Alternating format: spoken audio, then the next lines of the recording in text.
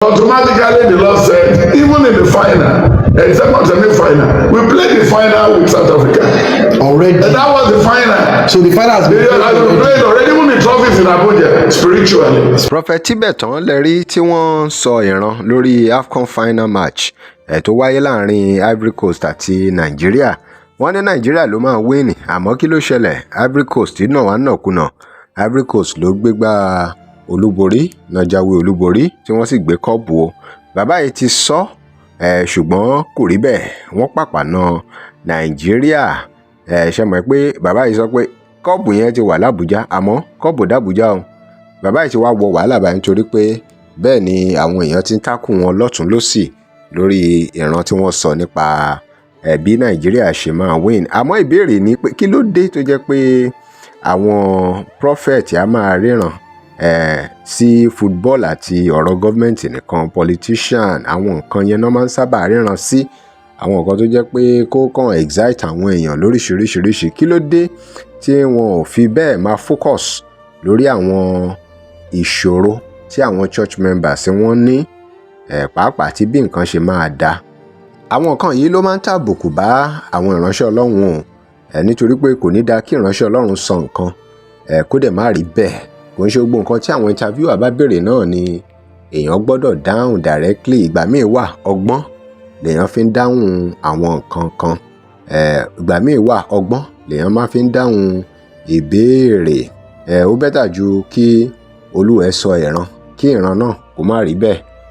Kí ló máa ṣẹlẹ̀ báyìí? Ojú wo ni wọ́n fẹ́ máa fi wo wòlíì tó sọ̀rọ̀ tí ọ̀rọ̀ náà ò sì rí bẹ́ẹ̀?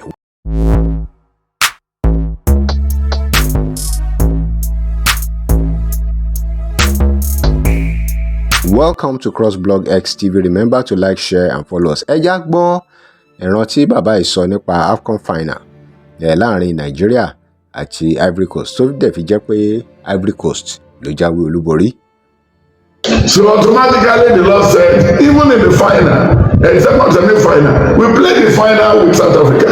Already. And that was the final. So the final has been played already. Even the trophies in Abuja, spiritually. Spiritually. Yes, sir. So being Nigeria will emerge the winner. Nigeria is taking the trophy. There's no how you can do it.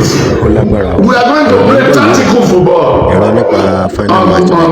This is a confirmed revelation of God. Sir, it already has been written. It's in my book. A confirmed one.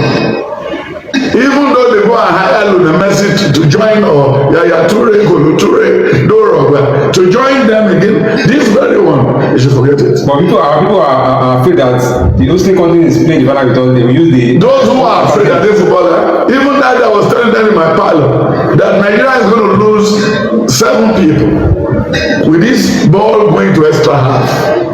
I told them.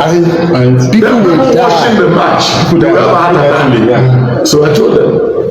Then I told them. So automatically, and when everybody was just talking, I was just feeling it because the Lord has revealed the match to me already.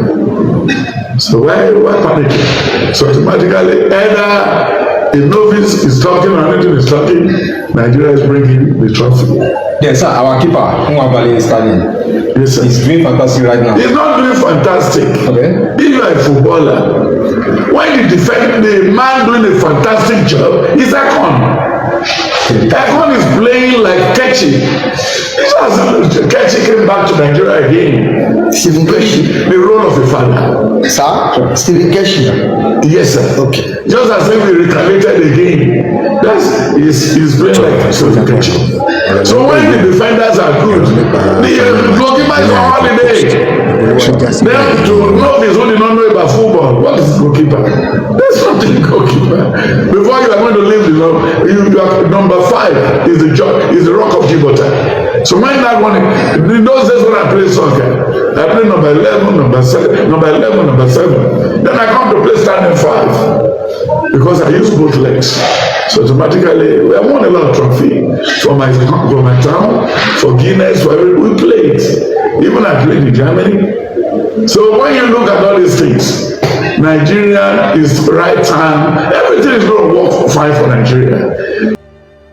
Kí lè ròyìn ẹ̀yin èèyàn wa, kí ló fà á tó jẹ́ pé Nàìjíríà ò pàpà gbé kọ́ọ̀pù yìí wálé o pẹ̀lú gbogbo ohun tí bàbá Tibetan ti sọ lórí final match pé Nàìjíríà ló ní cup, kódà cup yẹn ti wà l'Abuja báyìí. Ẹ drop comment yín. Remember to like, share and follow us. Thanks for watching.